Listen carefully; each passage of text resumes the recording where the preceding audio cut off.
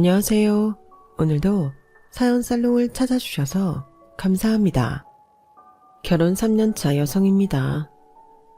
어제가 저희 아빠 제사였어요. 저는 친정이 없어서 매년 저희 집에서 친정아빠 제사를 지내고 있어요. 그렇게 할 수 있었던 건 다 남편의 배려 덕분이었죠. 남편이 먼저 저희 아빠 제사를 지내자고 말해 주었거든요. 비록 제 남편이 맞이는 아니지만 그래도 며느리 친정부모 제사를 당신 아들네 집에서 지낸다는 소리를 듣고 시댁에서 좋아할 리가 없었어요. 특히 시어머니는 뭐 이런 경우 없는 짓을 하냐며 한동안 전화통에 불이 나도록 제게 전화를 해대셨거든요.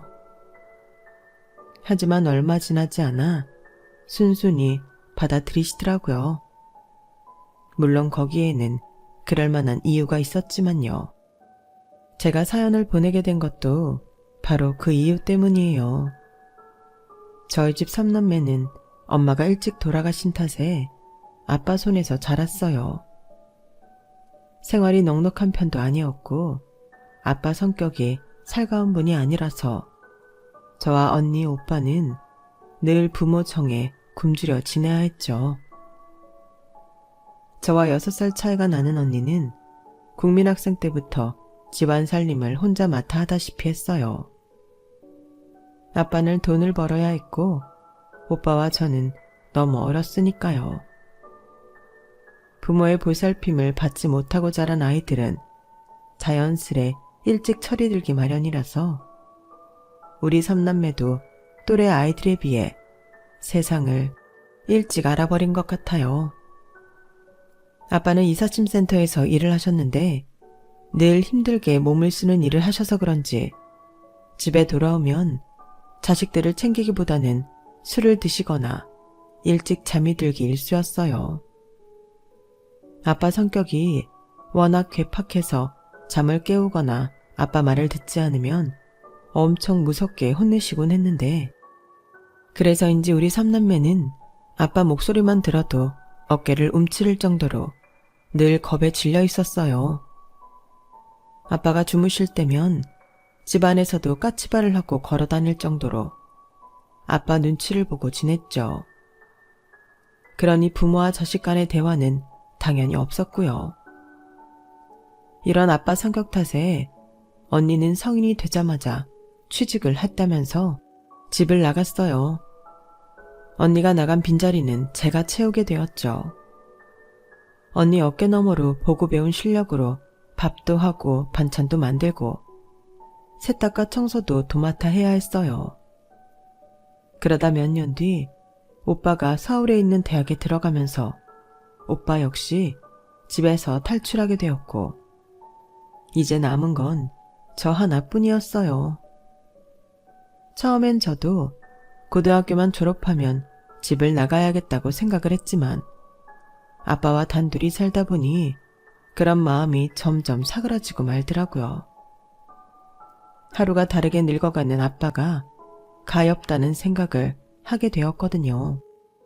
자식이 셋이나 집에 있을 때는 집안이 떠나가라 호통도 치시고 본인 기분에 따라 자식들한테 화풀이도 하셨지만 언니랑 오빠가 연이어 집을 나가자 전처럼 집에서 소리를 치는 일도 사라졌어요. 가끔은 제 눈치도 보시고 제가 만든 음식이 입에 맞지 않아도 전처럼 화를 내거나 음식을 개수대에 쏟아붓는 일도 하지 않으셨죠. 한마디로 이빨 빠진 호랑이 같았어요. 그러던 어느 날이었어요. 아빠가 식사를 하시다가 문득 그러시더라고요. 은주 너도 학교 졸업하면 네 언니랑 오빠처럼 집 나갈 거냐? 희한하게도 그날따라 아빠의 질문이 곧이곧대로 들리지 않더라고요.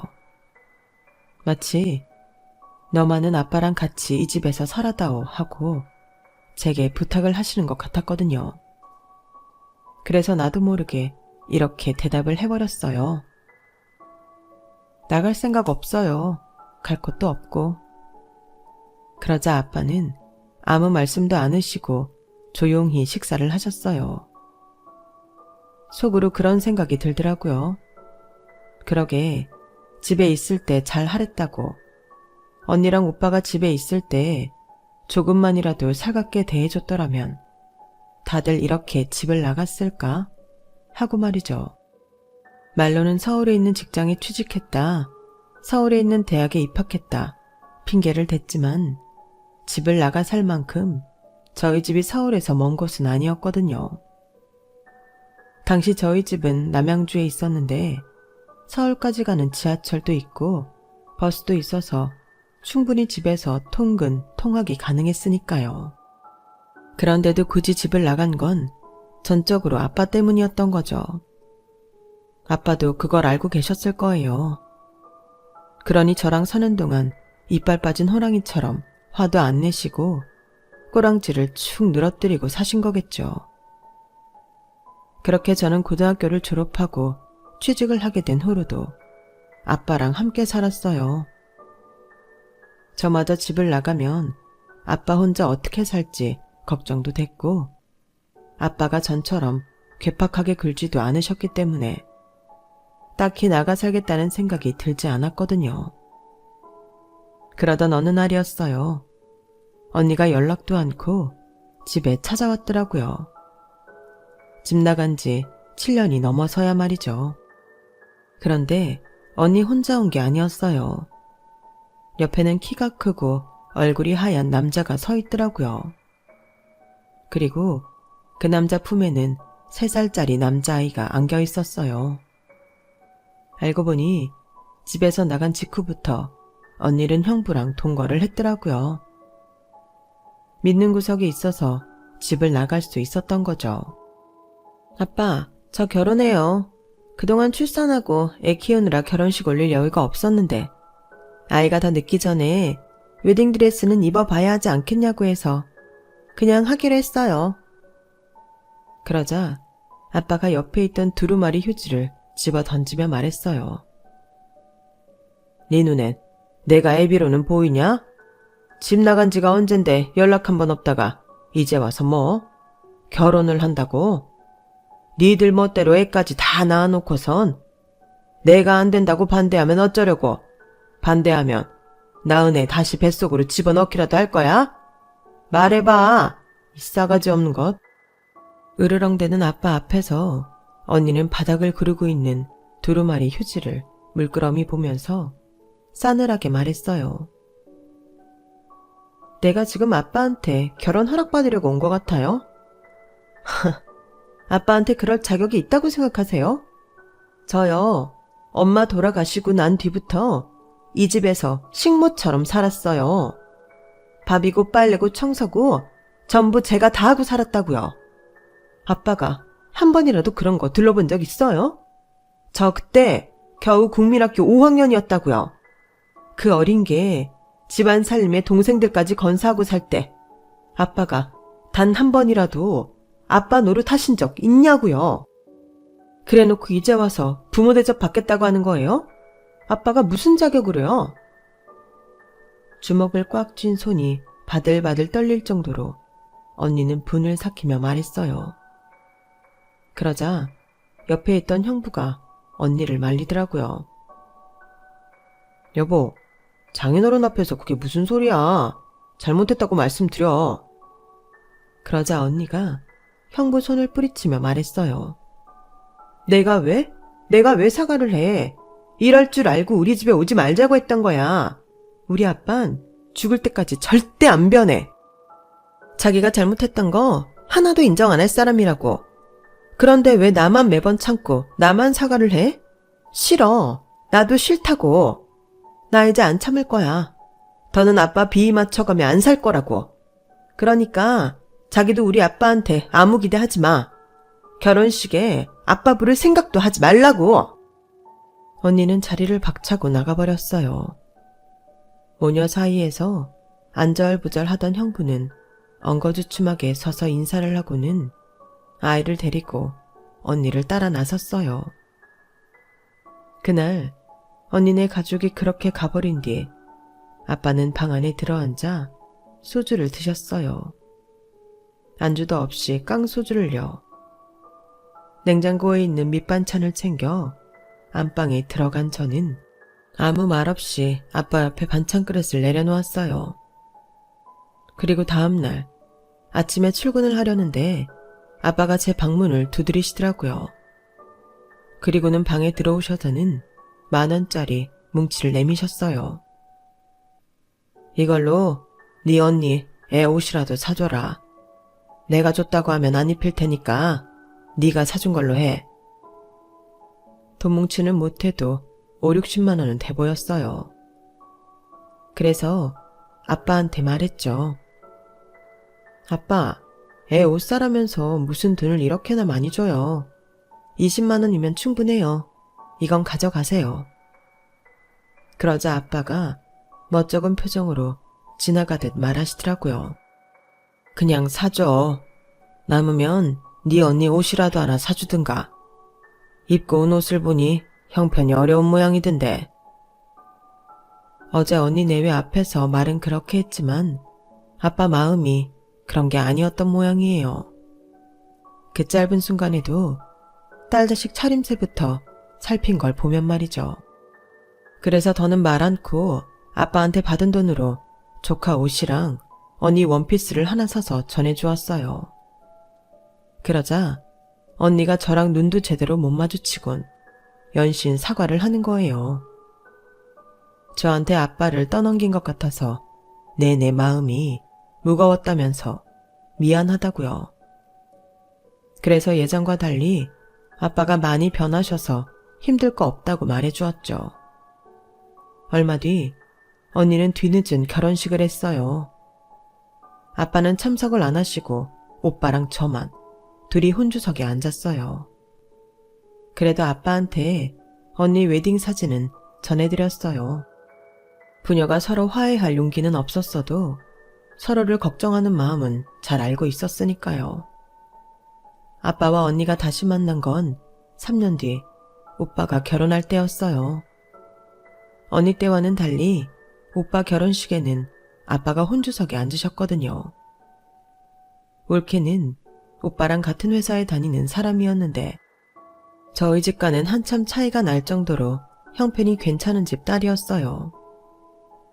게다가 무남 동료라서 부모 사랑을 독차지하고 산 사람이었죠. 그래서 그런지 행동 하나하나에 이기적인 모습이 많이 보이더라고요. 게다가 저희 오빠를 대하는 태도를 보니 마치 공주가 신하한테 하듯 하대를 하는데 어찌나 얄밉던지 몰라요. 그런데도 오빠는 자기 와이프를 공주 받들듯 하더라고요. 오빠도 언니랑 마찬가지로 결혼식 날짜까지 다 잡은 후에야 집에 찾아왔어요. 그것도 혼자서요. 그리고는 마치 통보라도 하듯 아빠한테 결혼식 날 제발 말조심 좀 해달라고 신신당부를 하더라고요. 저 아버지한테 바라는 거 아무것도 없어요. 집도 처가에서 해주신다고 차도 장인어른이 뽑아주신다고 했으니까요.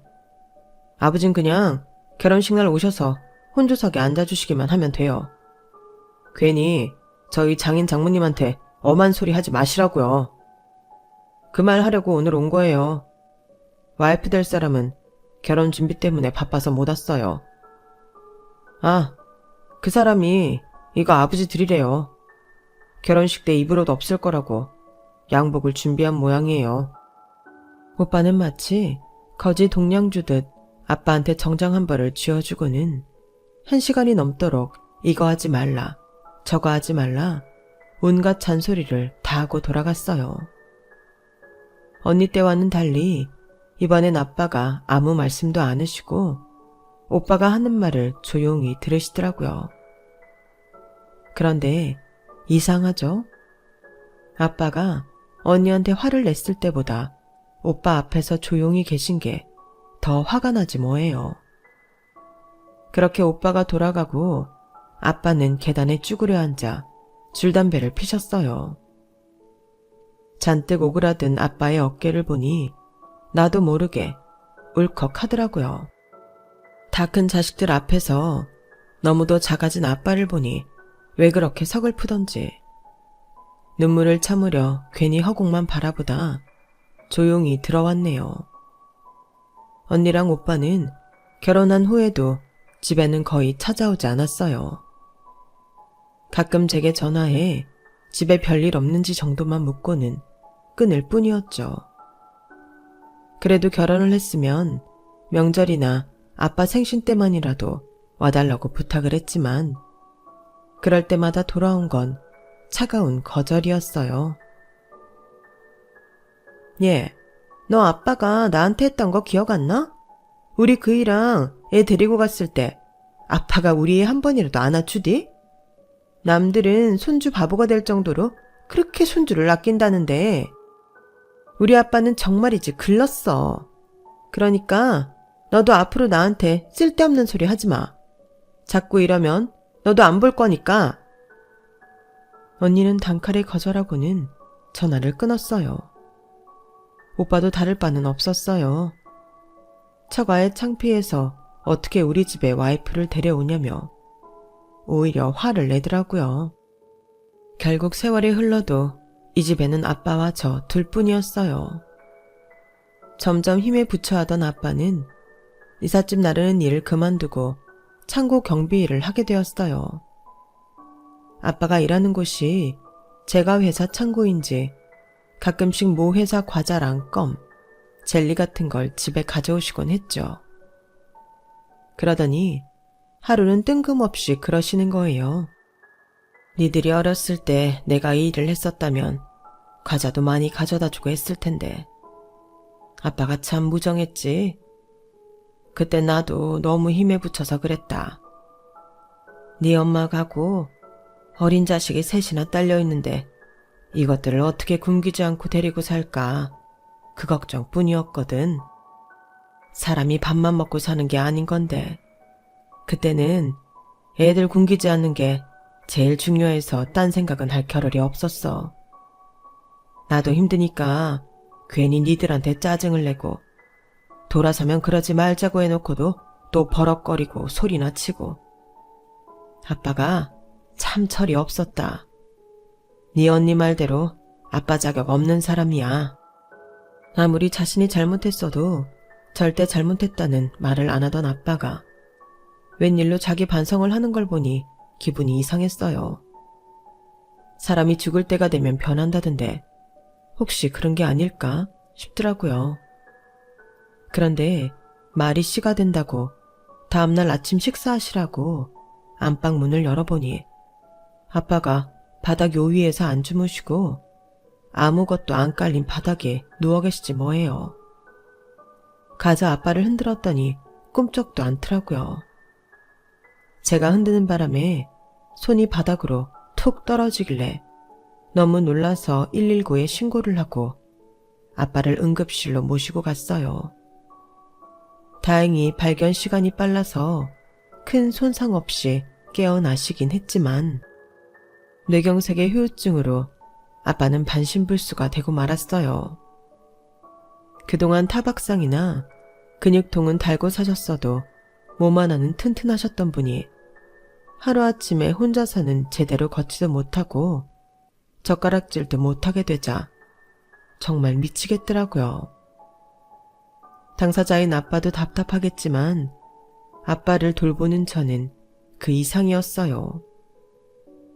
아빠를 돌봐줄 사람이 없어서 회사에 출근도 제대로 못하게 됐고 나보다 덩치가 큰 아빠를 씻기고 입히고 먹이느라 온몸이 다 뻐근해서 딱 죽기 직전이었죠. 그래서 언니한테 좀 도와달라고 전화를 했더니 글쎄 이러더라고요. 야, 내가 집에서 노는 사람이니? 살림하랴 애 키우랴 틈틈이 알바까지 하랴. 나도 몸이 10개라도 모자랄 판이야. 그리고 난 아빠랑 한 공간에서 못 있어. 오죽하면 내가 집까지 뛰쳐나와 살았겠니? 너 힘든 건 알지만 솔직히 너 그러고 살라고 내가 등 떠민 건 아니잖아. 그러게 너도 일찌감치 집 나왔으면 될걸. 왜 바보같이 그 집에서 버티다 덤튀기를 쓰냐? 아빠가 우리한테 뭘 해준 게 있다고 멍청하게 병수발까지 들고 사냐고? 남튼 난 못 도와주니까 그렇게 알아. 내가 은철이랑 상의해서 매달 간병비는 보내줄 테니까 너도 멍청한 짓 그만하고 더 늦기 전에 그 집에서 나와. 전화를 끊고 나니 기운만 더 빠지더라고요. 멀쩡한 사람도 아니고 병들어서 거동도 제대로 못하는 사람을 두고 나오라니. 남이라도 그렇게는 못하겠다 싶었어요. 며칠 뒤 오빠한테 전화가 왔는데 오빠도 언니랑 다를 바 없는 소리를 하더라고요. 하여간에 인생에 도움이 안 돼요. 젊을 땐 자기 힘 믿고 그렇게 우릴 괴롭히더니 나이 들어선 똥기저귀까지 갈게 만들다니. 전생에 우리가 아빠한테 무슨 죄를 지었길래 이러고 살아야 되냐? 아, 짜증나. 나도 내 와이프도 회사 일 바빠서 얼굴 들여다볼 시간은 안 돼. 그러니까 하는 김에 네가 고생 좀 해라. 대신 매달 돈은 붙여줄게. 이 정도면 나도 할 만큼 하는 거야. 그러니 나 원망 마라. 부잣집 대릴 사위로 들어간 오빠는 간병비로 쓰라며 매달 200만 원씩 보내주었어요. 생각 같아서는 그깟 돈만 보내면 다냐고 따지고 싶었지만 그럴 수 없었어요. 사실 제가 일을 그만두고부터는 집에 수입이 없어서 형편이 많이 어려웠거든요. 아빠 병원비야 아빠가 쓰러지셨다고 연락했을 때 오빠가 돈을 보태줘서 잘 넘어갔지만 이후 아빠한테 들어가는 간병용품이나 생활비는 제 적금을 깨서 쓰고 있었거든요. 돈이 궁해지니 구차해도 어쩌겠어요. 화만 한번 삼키면 매달 돈 걱정은 안 할 수 있는데요. 생활비랑 아빠한테 들어가는 돈은 걱정을 안 하게 되었지만 24시간 아빠 옆에 붙어 있어야 하는 제 체력은 어떻게도 복구가 안 되더라고요. 그러던 어느 날이었죠. 당시 저랑 사귀다 헤어졌던 제 남편이 집에 찾아온 거예요. 저희 회사 사람한테 제 사정을 전해 듣고 바로 달려왔다고 하더군요. 솔직히 남편한테 이런 꼴을 보이는 게 너무 창피했어요. 사실 제가 남편이랑 헤어진 이유가 아빠 때문이었거든요.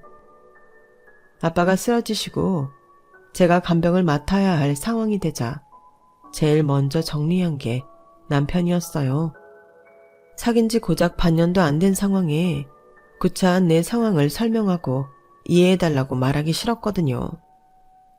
그래서 좋아하는 사람이 생겼다고 거짓말을 하고는 헤어졌던 건데 이렇게 들켜버린 거였죠. 왜 진작 말 안 했어? 난 너한테 이런 일이 있는 줄도 모르고 널 얼마나 원망했는지 알아? 그런데 다른 형제들은? 설마 너 혼자 하루 종일 아버님 간병을 해왔던 거야? 너 죽으려고 환장했어? 그럼 어떡해. 언니고 오빠도 다 안 하겠다는데. 나마저 병든 아빠를 두고 도망치라는 거야? 내가 어떻게 그래. 내 아빠인데. 내 말은 그런 게 아니라 이 힘든 걸 어떻게 너 혼자 감당하냐는 거지. 요즘엔 나라에서 지원해주는 부분도 많고 간병 쪽으론 자원봉사를 하는 분들도 있는데 왜 알아보지도 않고 혼자 떠안고 살았냐는 말이야. 일단 내가 한번 알아볼게. 다른 건 몰라도 간병인 지원을 받을 수 있을 거야. 이후 남편 덕분에 정부에서 지원해주는 간병인 바우처도 받을 수 있게 되었고 그 밖에 지원 물품도 받을 수 있었어요. 행정복지센터에서 직접 직원이 찾아와 저희가 지원받을 수 있는 부분을 꼼꼼히 설명해 주셨고요. 목욕 봉사를 하시는 자원봉사자분들도 계셔서 덩치 큰 아빠를 혼자 끙끙대며 씻기지 않아도 되었죠. 그리고 여러 도움 덕분에 저는 다시 일을 할 수 있었어요. 비록 동네 마트의 반타임짜리 아르바이트였지만 고정 수입이 생겨서 저로서는 한시름 놓을 수 있게 되었죠. 거기다 일하는 동안만이라도 집에서 나와 머리를 식힐 수 있어서 심적으로도 많이 안정을 찾을 수 있었어요. 남편이 우리 집에 찾아온 이후 저희는 다시 연인 사이로 돌아가게 되었어요. 남편이 모르면 모를까 왜 자기랑 헤어지려 했는지 이유를 안 이상 순순히 놔줄 수 없다고 엄포를 놓았거든요. 미안한 마음도 있었지만 내심 기뻤어요. 아빠 간병을 하면서 제가 정신적으로 무너졌던 이유 중 하나가 아빠 때문에 내 인생에서 중요한 부분인 일과 사랑이 송두리째 뽑혀 나간 것 같다는 거였거든요. 그 상실감으로 힘들었는데 남편 덕분에 되찾은 기분이었죠. 게다가 남편이 자주 집에 찾아와 아빠 말벗도 대어드리고 재활치료도 같이 다녀준 덕분에 아빠 상태가 눈에 띄게 좋아지셔서 조금씩 희망이 생기기 시작한 거예요. 마비가 심한 오른쪽 팔을 제외하면 발음이 좀 어눌하긴 하지만 말씀도 하시고 걸음걸이도 많이 좋아지셨고요. 몸이 많이 나아지자 하루는 아빠가 그러시는 거예요. 언제까지 남자를 집에 드나들게만 할 거야? 수환이랑 결혼할 생각이 없는 거야? 아니면 나 때문에 못하는 거야? 둘 다 아니에요. 그냥 내가 많이 부족하니까. 네 코가 둘이야? 아니면 입이 삐뚤어지기라도 했어? 부족하긴 뭐가 부족하다는 거야? 수환이는 너랑 결혼하고 싶어서 몸이 달았던데 넌 누굴 닮아서 그렇게 눈치가 없냐? 잔말 말고 올해 안에 시고 올려. 더 늙으면 웨딩드레스 입어도 안 이뻐. 네 언니도 나이 들어 애 낳고 웨딩드레스 입으니까 오태가 안 나더라. 아빠가 결혼식장에 왔었어요? 그럼 나한테라도 말을 하지 그랬어요. 그랬으면 강제로라도 모시고 들어갔죠. 내가 그럴 자격이나 있는 놈이냐?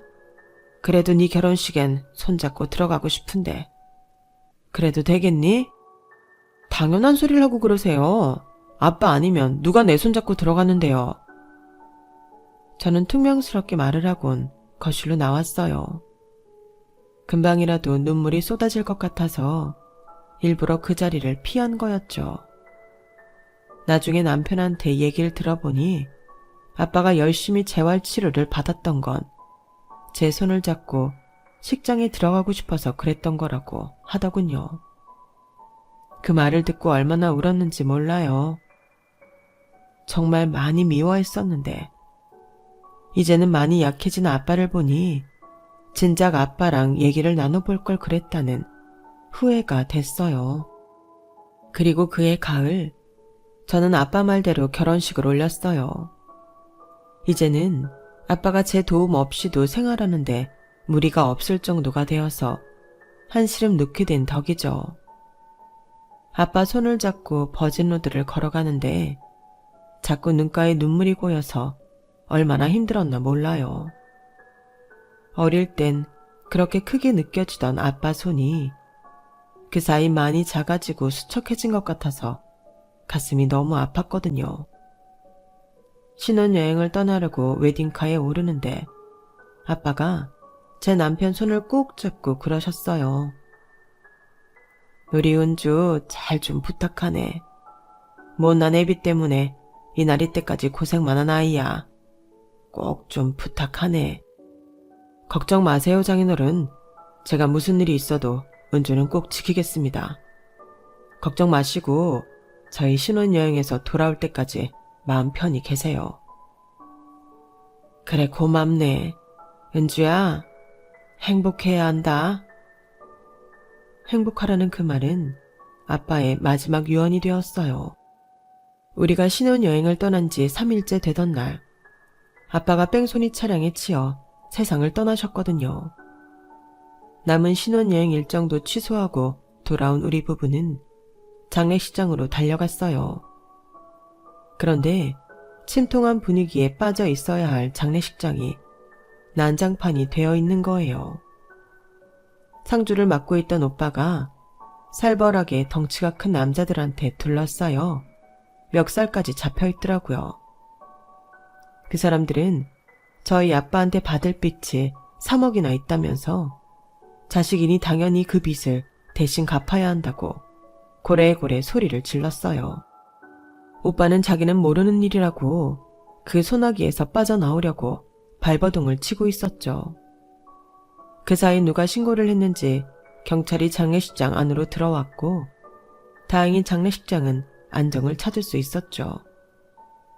그러자 오빠가 저랑 언니를 향해 투덜거리는 거예요. 은주 너 알고 있었어? 아버지한테 빚 있다는 거? 누나. 아니다. 누나는 연락 끊고 산 지가 언젠데 그걸 알았겠어. 은주 너 알고 있었냐고. 아니 모르는 일이야. 아빠가 뭐 하는데 빚을 져. 빚이 있었다면 지금까지 빚쟁이들이 집에도 한번 안 찾아오고 조용했겠어? 뭔가 잘못됐을 거야. 그러자 오빠는 짜증을 내며 말했어요. 아, 몰라. 난 상속 포기할 테니까 두 사람은 알아서 해. 안 그래도 와이프가 얼마 전부터 이혼하자고 난리여서 사람 미치겠는데 별게 다 사람 골치 아프게 하네. 누나는 어떡할 거야? 상속 포기할 거지? 어? 당연히 해야지. 은주 너도 해. 괜히 덤태기 쓰지 말고. 장례식이 끝나기도 전에 언니와 오빠는 발빠르게 상속 포기 신청부터 했어요. 하지만 저는 그럴 정신도 없었고 무엇보다 제가 아는 아빠는 남의 돈을 빌려 쓸 사람도 아닌데다가 허투루 돈을 쓸 사람도 아니어서 일단 지켜볼 생각이었어요. 그렇게 아빠 장례를 마치고 집에 돌아온 저는 그대로 잠이 들어버렸어요. 13시간을 비행기를 타고 한국에 돌아와 연속 이틀을 날을 새고 장례식장을 지킨 탓에 체력이 완전 소진됐거든요. 그런데 그날 꿈에 아빠가 나오신 거예요. 아빠는 낡은 지갑을 제 손에 꼭 쥐어주시며 그러시더라고요. 은주야, 이거 받아라. 여기에 내 죽음의 비밀이 들어있어. 아빠가 건넨 지갑을 받아드는데 그 느낌이 너무 생생해서 이게 꿈이라는 것도 있고 아빠를 부르며 목 놓아 울었어요. 얼마나 울었을까요? 남편이 저를 흔들어 깨우는 바람에 눈을 뜨고 말았어요. 여보, 꿈에 아빠가 나오셨어. 근데 아빠가 지갑을 주시면서 거기에 아빠가 죽은 비밀이 있다고 하시는 거야. 이게 무슨 뜻일까? 글쎄, 지갑을 받는 건 길몽 아닌가? 아빠 지갑, 나 그거 찾아봐야겠어. 자다 말고 일어난 저는 겉옷을 껴입고 집을 나섰어요. 막 택시를 잡으려는데 뒤따라 나온 남편이 차창 밖으로 저를 부르더라고요.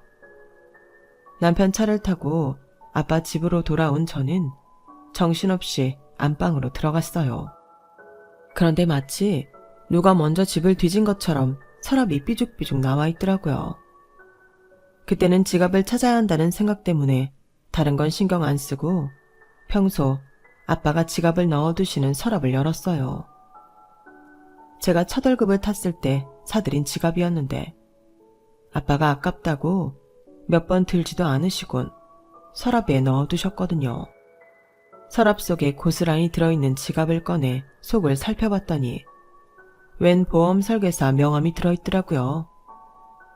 평생 보험이라고는 나라에서 만들어준 의료보험밖에 없는 분이 이런 건 왜 지갑에 넣어두셨을까 생각했지만 지폐가 들어가 있는 자리에 접혀있는 하얀 종이를 펼쳐보고는 그런 생각은 싹 지워지고 말았어요. 거기엔 형부와 언니가 쓴 각서가 들어있었거든요.